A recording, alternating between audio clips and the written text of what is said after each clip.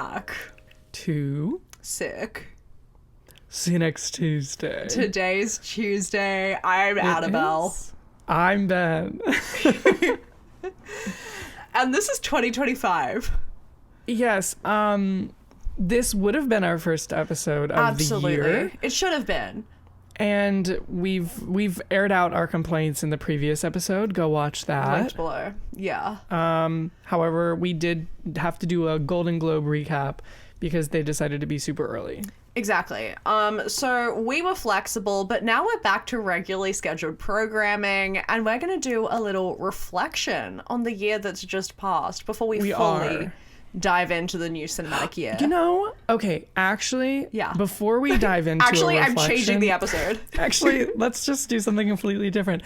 I think I would like to personally apologize for a mistake that we made in the previous episode. Okay, what is it? So in the previous episode, we had said that Demi Moore lied in her acceptance speech. And said that she'd never been nominated for an award. That's not what she said. I rewatched when you were editing TikToks? Yes, I rewatched her acceptance speech, and that is not, in fact, what she said. What did she say? She did not mention nominations. She only mentioned winning things, and she said that this is the first award that she's won as an actress, and that is true. Really? She's won like a People's Choice Award or something like that. So the People's Choice is Best Actress. She also won like Best Kiss for like the MTV Awards or something like that. And that's beautiful. It is beautiful, and we're not discrediting those. Absolutely However, not. In terms of like those quote unquote prestigious, like the awards season situation. Yeah. Okay. This is the only thing she's ever really won.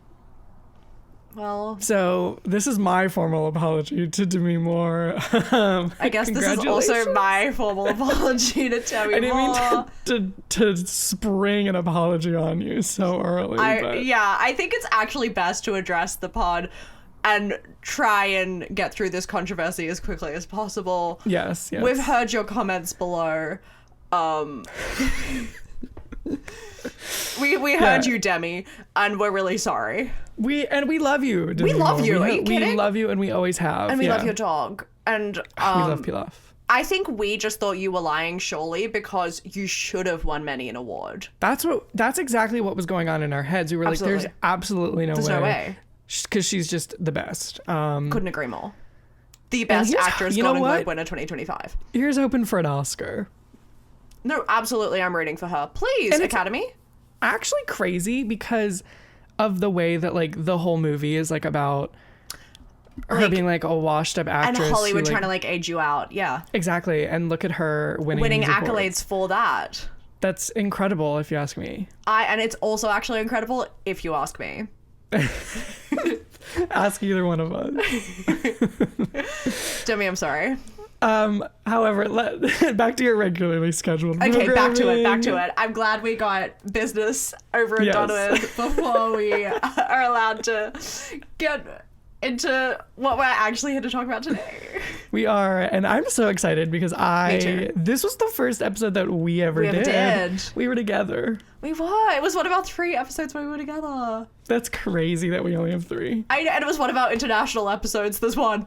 It was. We're never together, and when we are together, we never have time. Absolutely, yeah. You know what? When in 2 weeks I'm coming there. We can record one at like 3 a.m. I was literally gonna say let's do it at like in the middle of the night or like just super early in the morning. Ben, sleepover episode. An actual sleepover. We have to. That's so fun. We have to. Okay, love that. That's so true. Okay. Yes. Writing that in the notes. Perfect. But no, we're here to talk about our top movies of 2024. Yes, we are. What a year of cinema. I think I have opinions about the year of cinema. Oh. I think we've had better years of cinema? A lot of really, really good movies that came out this year. Yeah. I think it was a great some really good movies that I love and I know I will continue watching like multiple times over, but I also think it was a weak year. I'm also going to agree with that, especially I feel like it really hit me at the end of the year when I was trying to work out my top 10. I was like, what am I going to put in it? I feel like I struggled more this year than I did last year. I feel like 2023 slaughtered. I agree. So it's just coming off the back of that really heavy hitter year that I was like, you know what? Maybe it pales a little in comparison. I think that I was really set in like my top 5. But what came after that, I was a little unsure of. And in fact, everything that came after that is what we're going to talk to you about today. Oh, what a segue. Segue. No, I agree. I feel like my first few, I was like, yeah, absolutely. Heavy hitters, loved them. Iconic. And then the rest of them, I was like on Letterboxd looking at what I gave a 9 and a 10 and trying to work out what I wanted to put in there. So Annabelle and I are milking content, and we're going to be talking about our last 5 of our top 10. We're not going to give you that top 5 quite yet. Yeah, stay tuned. Come back this time next week. And I feel like, honestly, if you actually watched the podcast, you might be able to guess the movies that are in our top 5. I feel like at least maybe like, I don't know, top 1 maybe. Yeah, you know what? Weekly viewers, Donna Hayward. Sound off in the comments below this week predicting our top 5 next week. Let's see. Yes, who's been clocking in and who's been paying attention. Donna Hayward. Oh my gosh. And Alistair McConaughey, but he's behind. Yeah. But it's okay. He can still do it because he won't have watched next week's episode. He'll comment below this video in July. Unless he watches out of order, then he'll be confused. Yeah. And that's okay. But no, should we jump into it? Do you want to say anything about the year? Maybe our watching habits before we jump into it? Maybe like some Letterboxd wrapped statistics? Stats, something, yeah. Okay. I think that can be fun. Yeah. Yeah, I mean, I have both of our Letterboxd stats Okay, up. great. So you definitely did want to get into it because you're infectious. No. I just did it so that I could see our top 10. No, you're killing. But I also, it just happens to be up. Yeah, you're our analytics team. Yeah, I mentioned mine last week. 2025's been gone forever. Yeah, it's been a year. No, I had 475 movies that I watched this year, and you had 416. Correct. Okay, quiz. Jesus Christ, I would have got yours correct too. Yes. So we had quite a lot. We have an AMC A-list. Linked in description below. Would highly recommend the program for anyone in the United States. Not sponsored. I was just about to say, don't put the link there until they sponsor. That would actually be such a crazy partnership, and we're begging for the partnership I want. No, me too. Same. That's the dream, and they're sleeping on us. Yeah. But we milk it for all it's worth. Absolutely. And we definitely try and whenever a new movie comes out, we try and see it. And then, we also, that 400 some movies is also some short films. Of course. Some TV shows. So like miniseries, yeah. So watch time can go up and down depending on what we're hitting. But we watch, we try and watch as much as we can. Some might say that we're not trying to take it in. Let me say they're just jealous. Someone might have got some hate comments. I don't know who. I don't know who. But the thing is, some of these movies, like, you watched A Nonsense Christmas 3 times. Like, what are you going to do? Yeah. Are you going to sit and, like, ponder the symbolism in the color of A Nonsense Christmas? Of my third watch of A Nonsense Christmas? No. Some of this is just for like shits and gigs, and that's all we're here for. Yeah. By my 7th watch of Wicked, I said, I've got it. Yeah. Yeah. And then the only other stat that like I feel like is apt for the pod is our most watched actor of the year. Mine was Zoe Deutsch. Friend of the pod, Zoe Deutsch. Friend of the pod. I'm so happy. Been featured many times. Yes. I watched 12 of her movies this year. Incredible. Yeah. And yours mine was Geraldine Viswanathan, Australian actress. Honestly, I was like, I've seen a significant portion of her filmography. I'm just gonna finish it. So that was kind of like an active effort, but I only watched like 7 of her movies or something. It was 7, but that's exactly what happened with me and Zoe Deutsch. I was like, I'm just gonna finish. I rewatched some, and then I finished the rest of her filmography. Yeah, I feel like last year, whoever my number 1 was, I think it was Kelly Sheridan or something. Probably. I think mine was too.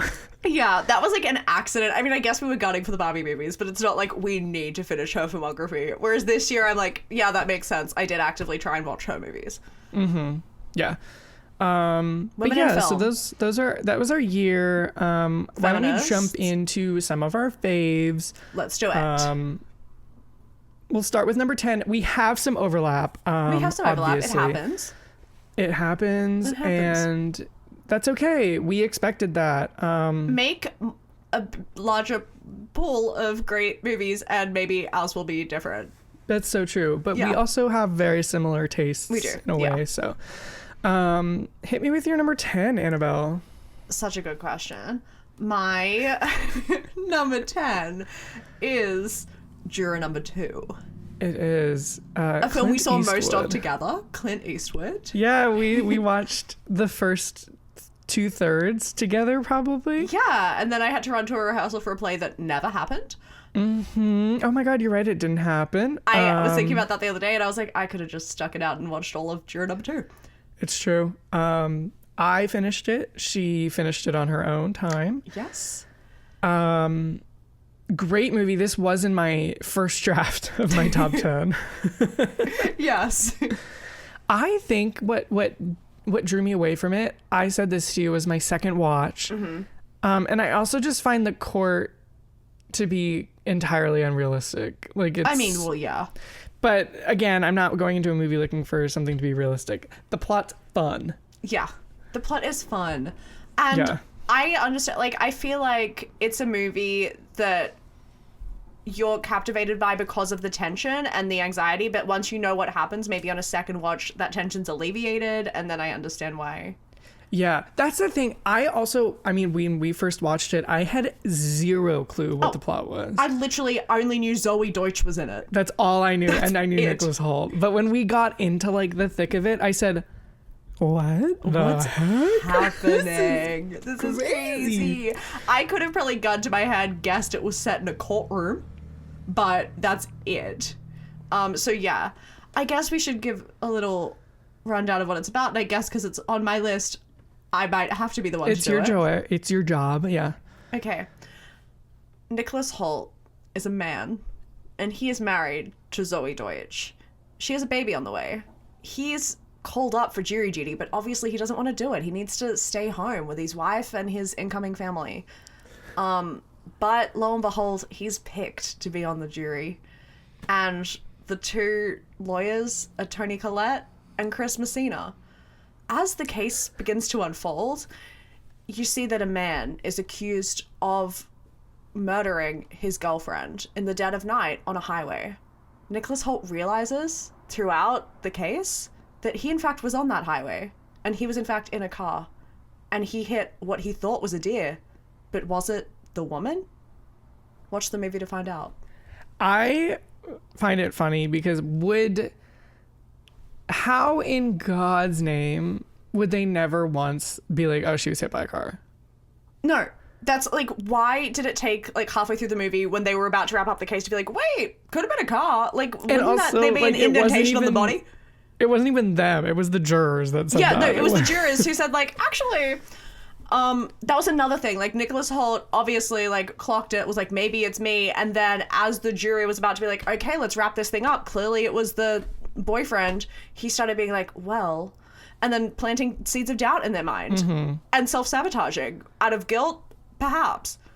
I think it's just like, so I thought the plot itself was like fun. I don't think it's like obviously technically in terms of like courthouse dramas, it's not the most accurate, but absolutely I had a good ass time. Absolutely. And like the second the reveal came that like it was him, I was like, what? Yeah. And that comes fairly early on because I haven't spoiled too much. Yeah. Watch it on HBO Max. It's on there. That's where it is. And that's absolutely where I finished it. No, you finished it because you have AMC A-list and you just got a second ticket. And I went to the movies. Yes. All right, so my number 10 is actually a movie that you haven't seen. I gave it a 9 out of 10. Okay, yeah. On Letterboxd. And it's Bob, and the acting's really good. Yeah. The actors are really good. They're really good. Toni Collette, Chris Messina, Nicholas Hoult. You can't. And I love Chris Messina. Chris Messina's underrated. I love Chris Messina. I love that man. Chris Messina fan. Put him in more. Couldn't agree more. Yep. And Nicholas Hoult, what a year. Good for you, buddy. He's had such a year. Such a year. I also just discovered he has a kid. I don't know where I've been, but he's a father. He is a father. I found out in that interview with Hugh Grant. So he was able to draw from his home life for this role, and that's beautiful to see. Yeah. Thank you. And you? Okay. So my number 10 is a movie that you haven't seen yet. Mm-hmm. It's Bird. Yes. Okay. I was about to guess Breathe. Yes. What is this about? I know nothing. So this is a movie written and directed by one of my all-time favorite directors and writers, Andrea Arnold. Mm-hmm. I love her so much. She has I think 4 films, and they're all like my absolute favorite. Mm-hmm. And this was her new one this year, and it's got Barry Keoghan in it. Oh, he's in it? Yep. And Franz Rogowski's in it. Okay. And it is about like a 12-year-old girl who like doesn't have like the best living situation. Mm-hmm. And she meets this older man who goes by the name of Bird. Okay. And so they go on like a search to find Bird's mother. And all the while, this 12-year-old girl's father, who is Barry, is about to get married to a woman that he's known for like 3 weeks, and she's just very like upset about her home life. And so this like thing with Bird is sort of an escape for like her to get away. It goes crazy. It doesn't go anywhere crazy, but it's just like very good. Yeah. It made me cry, and it's very, I don't even know the word. Low key is like how I would describe the whole movie, but that's how I would describe like all of Andrea Arnold's movies are very low key. It's beautiful. It's very sad. It's very lovely. And I think that you should watch it, Annabelle. Okay. We haven't spoken about this movie at all. I saw it in your top 10 and I said, oh, hello. Yeah. New edition, but I love Bird. I'm adding so good. her to my Letterboxd watch list.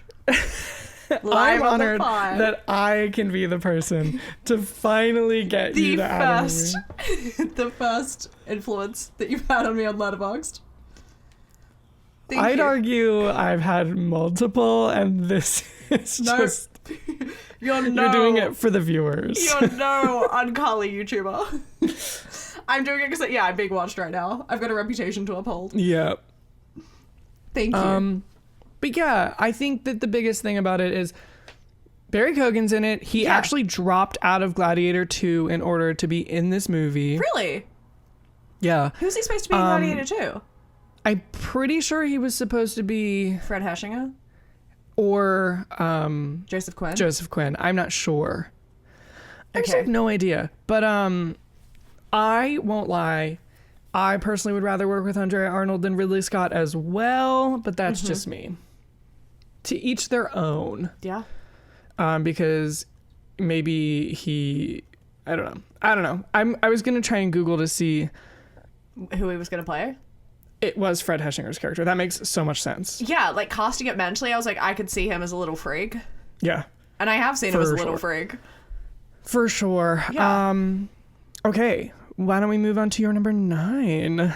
Okay. My number 9, I think, is A Different Man, right? It is. Correct. Thank you.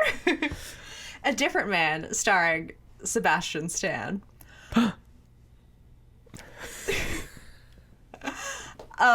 So this movie is about a man who I don't remember the name of the disease, if Oh, yes. Google could. But he has, like, a physical deformity and has gone his whole life having a physical deformity. And then he... Neurofibromatosis. He has that. And then one day, what is the way I don't remember. What is the thing that does he, like, take something or, like, do something? What change? Oh, no, okay, he has never mind, I remembered. He gets an experimental treatment done. To, like, maybe fix it, maybe change something. So he goes and he gets that done, and then slowly it starts peeling away, and he looks like Sebastian Stan. And then he completely kills off his past self and moves through the life as a new, different man. However, a woman who he really connected to in his former life as his former self was really, like, touched by this story and touched by the death of this man, so much so that she wrote a play about it. And Sebastian Stan goes in and auditions for it, the lead role being a character with this physical deformity, and goes in as his new self at auditions, gets the role, and things take a turn. And stuff happens. Yeah. This is another one that was in the running to be in my top 10. What do you love so much about A Different Man? Oh, I went in knowing little to nothing. I was wrapped in the plot. Things kept unfolding. I, again, was tense. I love a good bit of tension. I was nervous. And yeah, Sebastian Stan slaughtered. He's so good. It kind of, like, is similar messaging-wise, I guess, to The Substance. Like, a lot of people were comparing them.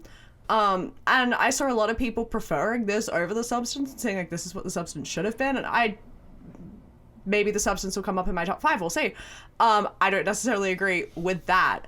I do feel like I was, like, very caught up in the movie while I was watching it. Like, plot, I think, just, like, really had me in on the edge of my seat. And then afterwards I was like, well, that was pretty on the nose. Like, the message was kind of, like, shoved down your throat. That is my one I do agree, big critique of this film. But I really enjoyed it. No, I agree. I also went into it knowing nothing, and we've had this conversation where I feel like I'm, like, done watching trailers because I have such a better time at these movies when I go in knowing literally nothing. Sebastian Stan's performance is unreal. So good. Insane. Also, I can't remember his name, but the guy who's in this and in Under the Skin. Love him. Adam Pearson is his name. He's great. And I'm glad that they finally gave him lines, because in Under the Skin, not a single line was uttered. Love that man. Little charismatic man. He is so charismatic, and he's so fun. Charismatic. He's very talented. He's so talented. Great. And I was like, that's wild for him to have only had, like, a couple of roles. He's a natural. Because Under the Skin was his first role ever. Yes. I remember like reading the cast for that, and then, like, doing a little read of his Wikipedia page, and then went to see this, and I said, oh, shut up, he's back. I know. Yeah. And you watched Under the Skin pretty recently. Yeah, I watched it in, like, July or something. But no, A Different Man is so good. Love it. Loved. It was also, like, funny in parts as well. Like, it has a good like mix of genres, and it's kind of, I was gonna say, when you were telling everything, I was like, yeah, it is kind of a thriller. But it also is, like, comedy, drama, everything. I was just tense the whole time because I was like, what's gonna happen? Well, I mean, plus, like, what actually happens? Like, I'd argue the end is crazy. Yeah. The last, like, 10 minutes of the movie, oh my god, twists and turns are taken. It's crazy. It's so good. But throughout it, there's moments of levity and funny. It is, yeah. I agree. It gives you everything you could ever ask for. Absolutely it does. And you won't leave not knowing what the take-home message is. So true. So true. So I'm thinking... 9 out of 10. My next one... Yeah. I might skip and let you discuss. What is your next one? So I was gonna say, how should we do this? So my next one we both have in our later 10s. Okay. Should we? Maybe we can discuss it together, and I'll just say where it is on mine. Yeah. And vice versa if that happens again. Let's do it. I think that's what we did last year. So my number 9 is Challengers. Ow! which upon rewatch is the greatest movie A ever cinematic made. masterpiece. Absolute masterpiece. Yeah. I'm obsessed. You go. I absolutely love Challengers. Full review linked in description below. Exactly. And I feel like this is a movie where I shouldn't really have to like explain what it's about or who's in it, because I think we've all clocked into it, regardless of how much you everywhere. love film or don't love film or whatever. Like, everyone was aware of this moment. And we love the score. We're obsessed with the score. Can somebody take that gun out of my back? And if someone had an alternative opinion, apparently some people just shouldn't share their opinions, is what I've heard through the grapevine. No, you're just really boring if you disagree. You're just really boring. I hate Or boring weird. people. You're weird. Y'all are weird. I absolutely think it. I genuinely think it's so funny. Because let's be real, there are moments where the score is crazy. Doesn't make any sense. It goes nuts, and I don't know Like, why. yeah, and I would like to put it out there. Did it hinder my enjoyment of the film? Not remotely. If anything, Remotely. it added Nope. to it, because I was like, camp. But just like objectively, does it work for the Yes. scene? No, and that's funny. That's why I want to know, because like obviously score like is to symbolize something in the movie or that's going to happen in the movie. It can Yeah. like foreshadow. It can do a lot. It's super powerful because music is like one of the most determines influential. mood and- Like yeah, absolutely. and so I need to speak to the man that scored this movie, and I need to know why. Like the scene when they're at the beach. Why is it so loud? Why is it just that same thing over and over and over again on a loop? I need to know. I like. Is it deliberately jarring? I think it's got to be, right? The way I think no. Because if it was And I'm- deliberately jarring, I feel like they would have really lent into it being like the complete opposite. But, and like, Yeah. also not for a scene like that. The scene on the beach is so just like It's an like it's meet so cutie with nonchalant. insanely Like, it's a crazy dramatic scene. music underneath.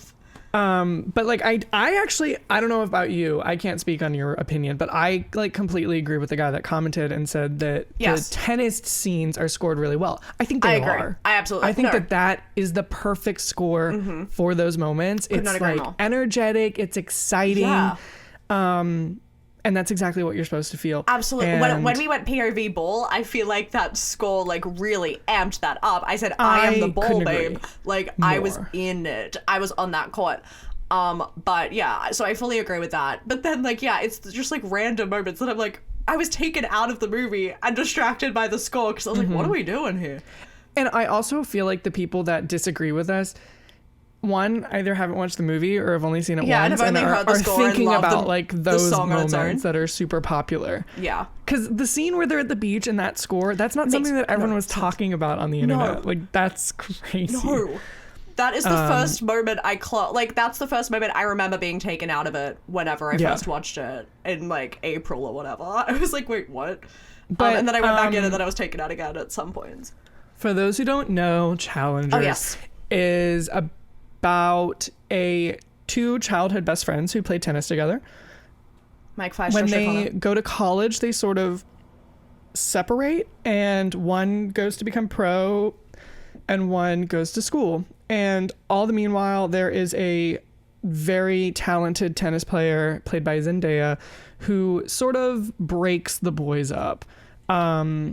And it creates this sort of tension that are like pulling each other from the other throughout their entire life and throughout their entire career and the highs and lows of like their lives.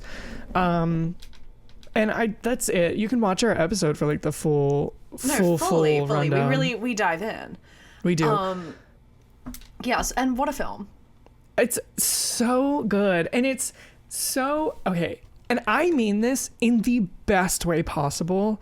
Like, I do not mean this as an insult remotely. And I think you used this word too. It's so trashy. So trashy. Absolutely. And I could not agree more. Like, trashy, non-derogatory. Love it. Yeah. I was eating Like, up every second. It needs to be good, I think. No, 100. Well, yeah, with this plot, yeah. Yeah. Like, if they didn't lean into the trashy and it was really, really, really taking itself seriously, I'd be like, ew, that's embarrassing. No, you're so right. And it does not. Not remotely. And I love that because I feel like with the cast, even, like, you could have aimed for, like, highbrow takes itself seriously, incredible cinema, but I'm so glad we didn't. Because it was incredible cinema, but it was trashy and knew what it was. And I feel like it has such a, like, energy that just makes me want to jump out a window. Oh, like, no, 100%. It's so It makes me high kind of want energy. to ruin my life, but in a fun way. Yeah. Like, for the plot. I love it. I think it's so good. Obsessed. It's such a horny film. Oh, for sure. Which for sure. is definitely a common theme among all of Luca not going to attempt the last names movies. Yeah. I feel like that's maybe the most common theme. I agree. A horny filmmaker. And you know what? Maybe he's just like letting it out now that he has like a medium to do it. And thank God, we need more horny filmmakers in Hollywood, but we need them to keep it on the screen and we don't need them to keep it on the sets. Yeah. Which I think, so I think that if this movie did take itself more seriously and wasn't as like trashy fun as it is, I don't think it would be as good of a movie, but two, I do think it would get like Oscar nominations and it would be like lauded by critics and for sure, yeah. The industry. Like, I think that it would be like this highbrow the inner cinema. workings of a love triangle and like a psychological deep dive into the human psyche. Like, how far can you push yourself with love and with tennis? Like, I don't know. I feel like we would be seeing Zendaya getting like an Oscar. Honestly, I mean, she could very well get an Oscar nomination for this. I feel like no. I don't think so either. It's not deserved, because as we clocked in our most recent watch, that Zendaya can act. She can act. She can act. Crazy. Yeah. But I think that good. I think that like there is a chance that there's gonna be some nomination at the Oscars for challengers. I don't know what it's gonna be. Best cinematography maybe for that POV ball. I love POV ball. But I don't know. I think that if it did take itself more seriously, it would get so much more representation at the awards. You're so right. And you know what? I love Luca for that. Yeah, I know. He didn't really want it. He said some years we'll lean into the awards, some years we're just going to have fun. So true. We're just going to pick up the racket and toss the ball around. And that's kind of how I feel about Queer as well. I feel like... Especially the last third of Queer. I was going to say, I really thought it was going to take itself seriously, and I thought it was taking itself seriously, and then it didn't. And then it absolutely did not. And I said, go off. And I think it's because he's not American, honestly. He said, let's just break the rules. I don't care. I'm European. Which is also crazy, because like I think that sort of started with Bones and all. Because I think that's where he started being like, you know what, I can kind of have fun. Yeah. But he didn't Call Me By Your Name. It's over. We've done that. Exactly. He's been there, done that. Yeah. And then I think that with Bones and all, he was like, I can be fun, but I'm gonna play it safe. I don't think he like fully lent into it with Bones and all. No, I feel like there were hints of it, but you could also totally watch Bones and all and think this film is taking itself seriously if you wanted to. But challenges. Let that be no mistake. Change the game fully. Change the game. Yeah. And thank God. For sure, thank God. It's just such a good movie. I love it so much. It's so fun. I am obsessed. Yeah, me too. So I What'd you give it out of 10?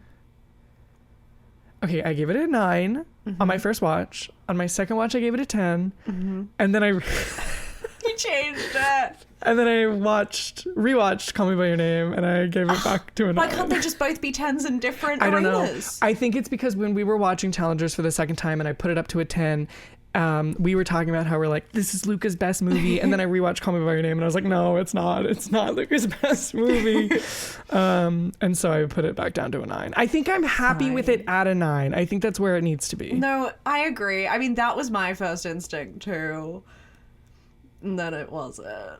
No, the second watch was so much fun. The watch that we had, I had a bomb time. Me too. I had a ball. I had a tennis ball. I was POV ball. My dream. Oh my gosh. Annabelle No, with the best movie ever made. Best movie ever made. See, that's the thing, is that is one of these movies that I will 1,000% come back to many times. Yeah. No, 100%. I was telling my mom that we rewatched it the other night, and she was like, I still haven't seen it. And I said, gun to your head, we will be watching it when I'm back. Don't worry. Absolutely. I was going to say, is there anything in it that she can't No, I think she's handle? fine. No one vomits. I don't remember any, like, vomiting, yeah. No animal perishes. Nope, it's just horny and fun. Just Patrick. That's the only animal that perishes, really. Exactly. Spoilers. Oh, come on. It's been out for so long, and there's a whole podcast recap episode. Like the description below. Okay, so in terms of the next two, I think that we both skip it. Okay, because your next one and my next one are both in our top 5s. Okay. So stay tuned. So our number 8s, both of our number 8s are a little mystery, I think. Yeah. Yes. And then the next one, number 7. Your number 7, well. Yes. Well, my number 7's Challenges. Did you change that, or was that always there? No, I changed it just before the pod.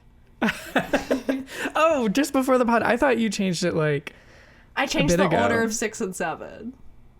Oh, yes, you're right. I remember yes. you mentioning that. You know what? Love it. Love to see it. Absolutely. And I don't know if you've heard of this movie, but it's so good. I don't know if you've heard of the movie Challenges, but it's great. Casco's crazy. Casco's crazy! First time we've said it this pod. I know. And I think that it's the first time that I really agree. Oh, juror number 2, I think Casco's crazy. Cast does go crazy. I mean, not for all. I feel like maybe not everyone would say Casco's crazy. In juror number 2, Zoe Deutsch, like Chris Nicholas Messina. Hoult, Toni Collette, Chris Messina. Okay, but I don't think everyone would have said Casco's crazy for Challengers until the movie came out. That's actually very true. And also, we can say what we want. It's actually our podcast. Casco's crazy. Amen. Casco's crazy. Yeah.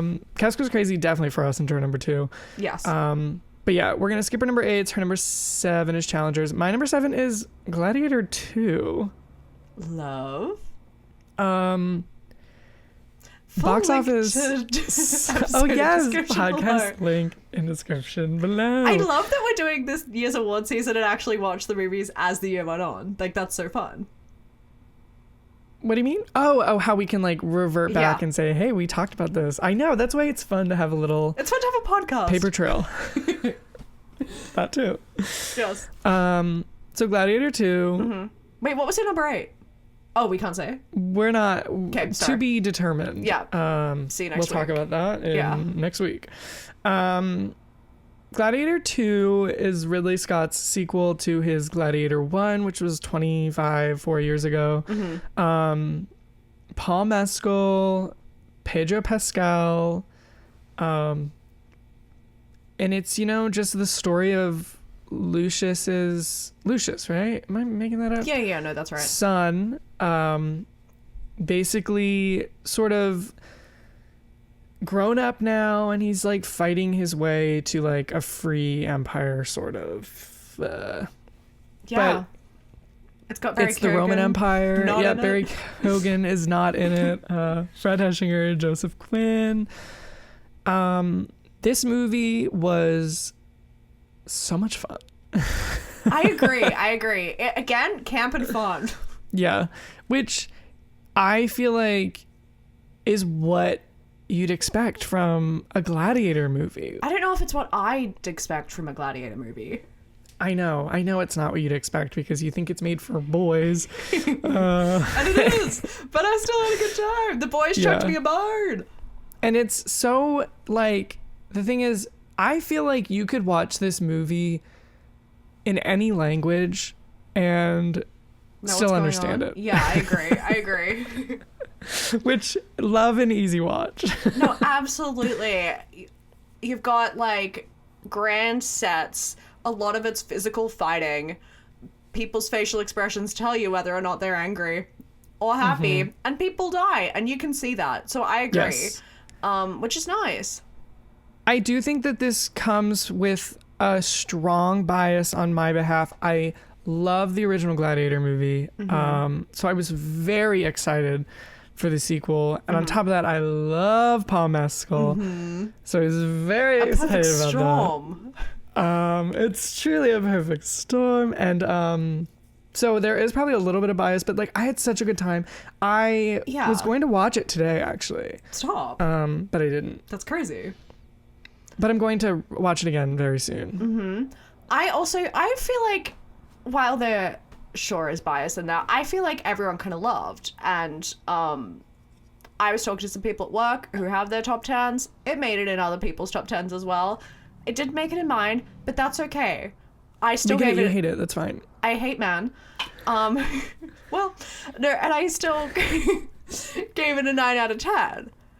Loved. No, it's so fun. It's so trashy. In another universe, I could see it being on my top 10 if I weren't so just against the original Gladiator by the idea of it before I watched it. The amount of like swaying it took for me to get you to watch the first movie. Pulling teeth. It was. I literally was like, you're not going to see Gladiator 2. It's a direct sequel. I was speaking to someone at work who was like, I didn't realize it was going to be a sequel. And I said, thank you. Thank you so much. It's literally called Gladiator 2. I don't get that. I don't know. I thought it was just, let's go again, boys. It's just like a shot-for-shot remake. Yeah, let's give it a go. I genuinely was expecting that. Oh, I'm so glad it wasn't. Don't touch perfection. Yeah. Ready for this one to win Best Picture. Okay. Ready for Denzel to win Best Supporting Actor, actually. Me too. This was Another a man breakout that can performance act. in this man's career. So we need him to win. You know what? He was nominated for the Golden Globe. It's possible. Anything's possible. Yeah. Absolutely. Who won? Kieran? For that? Yes. Yeah. And we'll see. Probably will win the Oscar. I was gonna say that. But you know what? I will be rooting for you, Denzel Washington. We're rooting for you, Denzel. This is our campaign. His acceptance speech, he'll say, I've never won an award in my career. He'll say, thank you, Ben and Annabel from the See You Next Tuesday podcast for rooting for this underdog and speaking this into existence. Yes. We're here for you. We're ready for you to win. We see you when others don't. That's beautiful. Thank you. Thank you so much. Shall we move on to your number 6? We shall. So this is my final one of the list. And it is it? Where is it on yours? Oh. Oh, it's not on my list. At all? What? This movie's not in your top 10? It was for the longest time, and then it got removed. Today? No. Maybe like a week ago. Wow. Okay. I know. My number 6 is Honora. Lovely movie. Lovely film. Lovely film. What's Honora about? Well, I actually don't know. So Honora is about a girl named Honora. Annie. That's it. And she works in a strip club and is like a sex worker there. And she one night is with this Russian 21-year-old who comes in who really takes a particular liking to her and says, hey, come back to mine and spend a week with me. And she does. She kind of like pretends to be his girlfriend for a week, I guess, like live-in girlfriend vibes. And then after that week, he said, this is so much fun and I'm about to be sent back home. Let's get married and let's just keep this party going. And she said, all right, why not? And then his parents find out and they are not happy about that and try and do everything in their power to get the two annulled. But it's a comedy. And there's it's a comedy. It's like a mafia movie a little bit. Yeah, I feel like it's got a lot of different genres thrown in, but genuinely, like, the scenes that are comedic scenes are so funny. And which you wouldn't necessarily expect from the plot. I was gonna say, I feel like it's very, like, moment by moment of genres. It's not even like sort of like an intertwine. It's like you start here, you go here, you go here. You go on a journey. And don't you really ever, because it's like 2.5 hours. And she goes on a journey in it as well. And a physical journey, yeah. Physical and mental, I think. I agree. And emotional. That ending? Crazy. Oh my gosh, the ending actually made me cry. Me too. I remember one of the big discourses about this movie when it first came out was that they felt that Honora, you're gonna be mind blown when I tell this to you if you don't know what I'm about to say. I don't think I do. I've been out of the loop, clearly. They felt that Honora as a character was very two-dimensional and had no depth to her, which is the most absurd thing I have ever heard. She has so many layers, and I feel like you see it all in that last moment particularly. 100%. I watched it my second time I saw it. I was with my dad, and during that scene, he was like, "Oh, honey," like he was really feeling it. He was emotion. And I feel like it stems from people wanting to be like spoon-fed backstory of characters. Like, obviously she's gone through some shit. Yes. We don't know exactly what, and we don't have to, because that's another movie.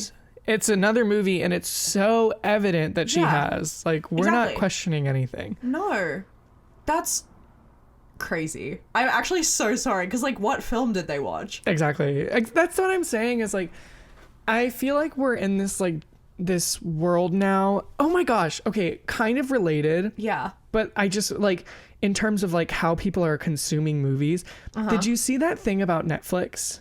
No. That they have an entire genre of movies that they are creating. And like the Lindsay Lohan ones that she have been doing the past 2 years. A Little Secret, Irish Wish, Falling for Christmas. Are in this genre of movies that Netflix are making, which is called background, like, television or background films. Yeah.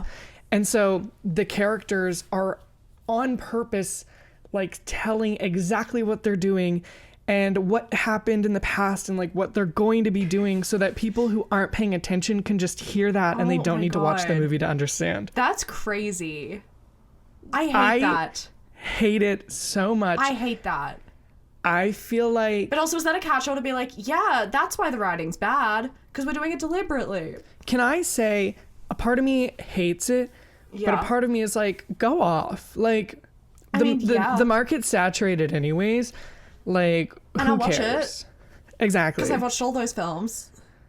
And sometimes I love to watch a movie where I don't need to think remotely. No, 100%. And also, like, do I put movies on while I'm doing other things? Yeah. And that's like what they want you to do with those movies. And sometimes I'll start a movie and say, oh, I actually can't be doing other things while I'm watching this. I need to pivot to something else. Me at work. Yeah. I'm critiquing something, but also I'm contributing to it. And I think that, you know what, go off, do this genre, that's cool, because we already have all these movies that you need to pay attention to, or like are good to pay attention to, so it doesn't even matter. I also feel like we've always had these movies. It's wild that they're being so transparent about it. I know. Honora is clearly not one of these movies, because the people who want those movies watched Honora and were upset that they didn't get spoon-fed the backstory of Honora. Don't put on Honora while you're writing an essay. That's crazy. And the thing is, I don't think it's that difficult to understand, like, the complexities of her character. No. And I think Mikey Madison does an incredible job of showing the depth of the character. For sure. Yeah. We were not Mikey Madison lovers. We weren't. Yeah, I mean, to be fair, what did we see? Like, what well of previous experience was there on offer for us to see? Not a lot. Yeah. But like, Scream. I feel like she was like handed the opportunity to do so much, and she took it and she ran. This is a perfect, like, breakout role. Oh, 100%. And she killed it. Yeah. And she seems lovely. Oh my gosh, she's so soft-spoken. She is. And in like round table interviews, I want to hear more from her. I want to like put my arm around her and just be like, it's okay. You're so famous. Like, I don't think she realizes that she's like, absolutely not. Now she's like this huge, like, beloved person. It's crazy. Charlie XCX is obsessed with her. Rightfully so. Rightfully so. Did you see the interview with Isabella Rossellini and Mikey Madison talking about like Nepo babies. No. It's so funny. Like Isabella Rose, I don't even know. It was on a red carpet, I think, but Isabella Rossellini sort of just like butts in and is like, oh, like my mother's an actress. And then she goes to Mikey. She's like, are your parents actresses? Is your mother an actress? And she's like, no, my mom's a psychologist. And she's like, what about your dad? And she's like, nope. She's like, first gen. That's it's so awkward. What the hell? Isabella Rossellini trying to find out that everyone's a Nepo baby? Why is Isabella Rossellini everyone on the internet?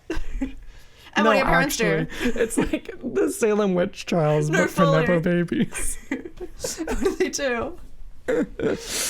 Oh my gosh, crazy. It's so good though. I love that. I love Mikey Madison. I love Honora. Same. Yeah, great. I also feel like I got more out of it on my second watch. I want to rewatch it. I've only watched it once, but yeah, I loved it. It was in my top 10 for the longest time. Where'd it go? It went out of there. I'd say it's 11. Okay, yeah, good. Yeah. Bomb film. Yeah. Had a great time. It was more up my alley than I thought it was going to be before I went in.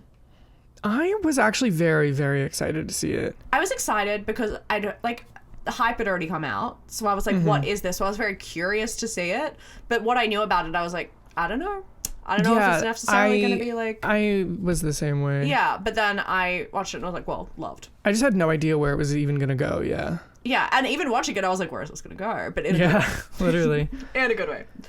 It was so good. Yeah, great. My dad, his one critique of it, he felt like at the beginning, it took a little bit to get started for him.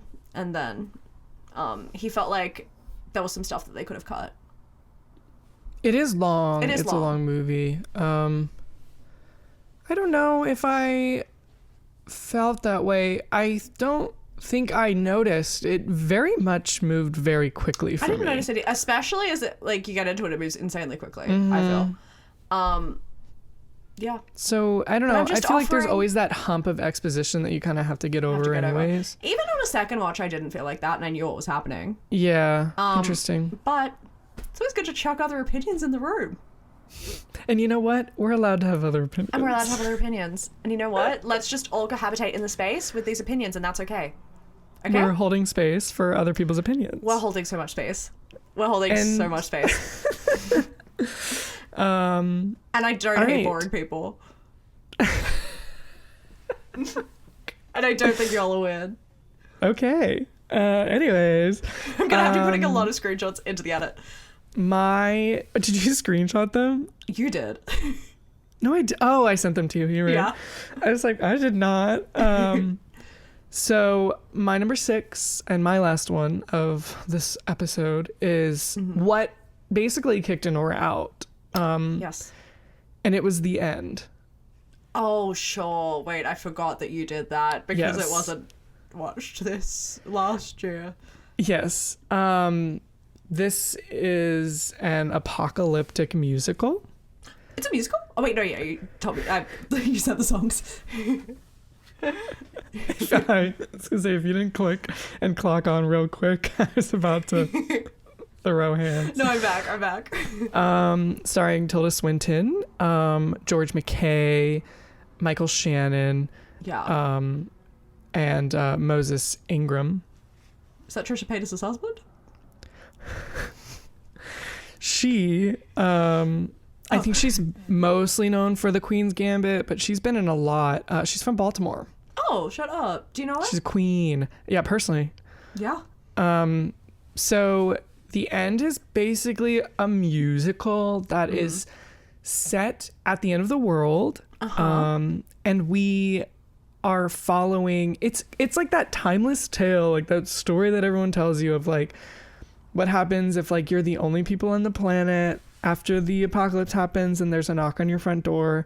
And it's like about this like really wealthy family who is like the last family to live in the apocalypse, and someone shows up on their doorstep. Like, that sounds bomb. And you sort of like learn more and more about this family as time goes on, and you see that maybe they're not as amazing and like great as they seem to be, even though I don't think they really seem to be great in the beginning, but it gets worse as it goes on. Okay. It's so good. It is so good. It's also very long. How long? It's 2.5 hours. Sure. That's a standard Oscars movie for me. Yeah. Yeah. It's so much fun. I feel like it's because it's a musical. I want to say the music is reminiscent of that of like Repo the Dancer in the Dark. Repo the Genetic Opera. It's like not your typical, obviously, like your Broadway or your pop music. That would be my assumption. Yeah. Yeah. And I mean, we've got people like Tilda Swinton and Michael Shannon who are obviously not musical theater performers. Singers. Yeah. And so the singing even isn't like the greatest. Now, this is George McKay's third musical. So he's a king, he's an icon, he's a legend. He's been here before. But like the songs, there are some standout, but a lot of them sort of have very similar motifs because I think that's intentional. Yeah.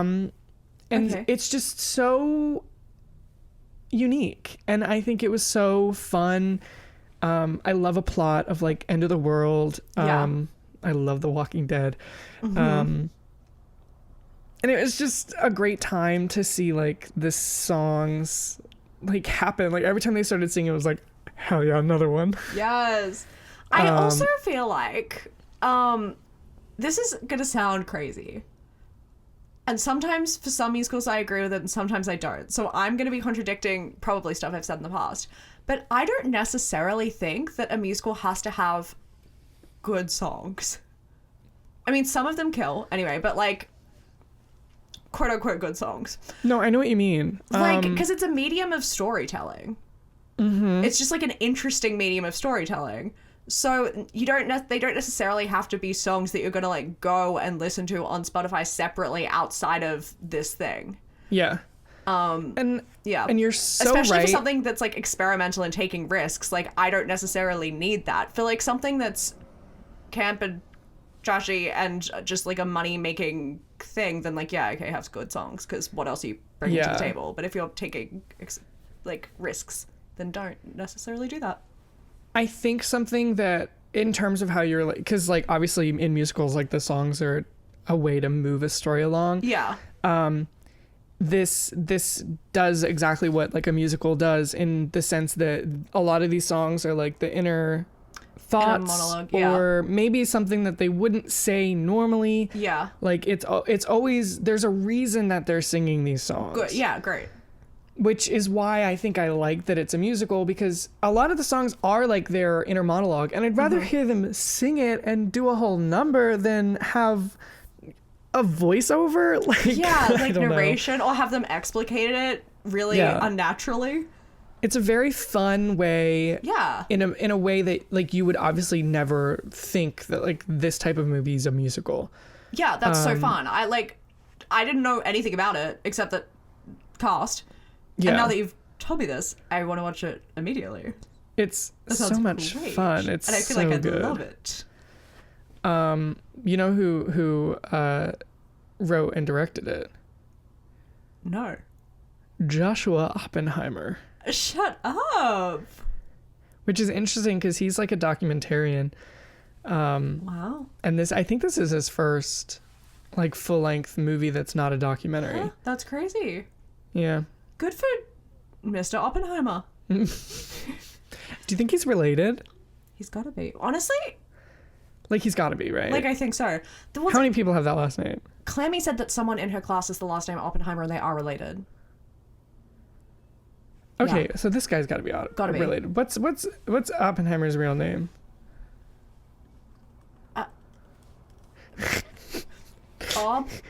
J. Robert Oppenheimer. J. Robert. Yeah, okay. I mean, related to Joshua? J. Is it Joshua Robert? Okay, they're not related. Oh, really? I don't think so. I was saying they've got to be. That's so depressing. Although, who knows? Like, I don't think there's any confirmation on the internet. People are just saying that they're not. Okay, yeah, give me a 23andMe. I was just gonna say, get that man a 23andMe stat. No, 100%. I need proof, or I'm going to accuse them of being brothers. And what's so bad about that? And what's so bad about that? What's so bad Cillian about that? Murphy played your brother. Yeah, exactly. What is wrong with that? And he won an Oscar. Yes. Your brother has an Oscar.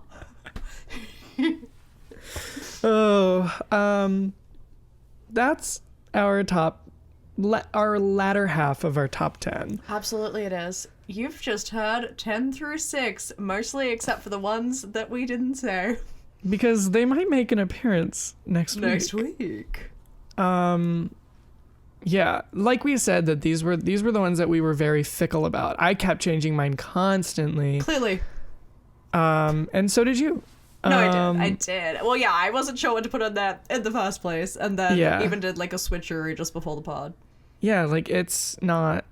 There were a lot of good movies that I really liked to be there, but again, I think that it was even more difficult because there weren't a lot of like unbelievable masterpieces that came out. So do you have any honorable mentions that you'd like to throw in? Night Bitch is an honorable mention. Yeah. I really loved Night Bitch. Me too. I thought Amy Adams was incredible. As always. You know, I feel like some of my honorable mentions might make an appearance on your list next week. Okay. So I'm not gonna say those. Go too into it. Yep. So here next week, sir, for some other honorable mentions. My other honorable mentions, honestly, would be like Anora. Yeah. Or A Different Man for sure would be in there. But yeah. You know, some other movies I loved but just didn't make the cut. Abigail. Yeah. Link to description below. Doesn't feel like it came out this year personally, or this past year, but yeah, it did. Anything in the first half of the year, I feel like was the year before. Yeah, but yeah, that's another one. What about you? Despicable Me 4. I was literally gonna say the fact that that's not on your list is crazy. Criminal. It's so off-brand. I'm literally so sorry. It actually is really. It's disgusting. Like, I've got some eyes burning holes into me right now. All over your room. All over my room. You guys, I'm so sorry. I'm so sorry. Yeah. Next year, Despicable Me 5. Yeah. But yeah, I feel like they're my main one. Wild Robot for sure. Absolutely. For sure. That was so close. Like, that might be my number 11. Another one for me, A Complete Unknown. Is there? I haven't seen it. I really yet, or but I will. Alien would be another Alien one. Romulus, yeah. That was good. My Old Ass. Oh my god. Okay, My Old Ass was also very close to being on my list. That was so good. Such a good honorable mention. And, you know, like I said, Gladiator 2 for me, maybe. Yeah. I feel like we should have done an episode about My Old Ass. And you know what? We still can, because who's stopping us? You're so right. Yeah. Craven. Miller's Girl. Good year for cinema. Great year for cinema. Phantasmagoria. Could not agree more. Link in description. Below. What if that's my number one? That what if I should switch be it out last one. minute? Oh shoot, sorry for mentioning it. I didn't mean to. Spoilers for next week. But no, there were some good ones. I like them. But some even better ones next week. Stay tuned for the top of the year. Yes, how exciting. So exciting. Should we are we I think are we done here? I'm done. I'm sick. I'm feeling a little sick too. I'm feeling a little see you next Tuesday. See you next Tuesday. Bye. Bye.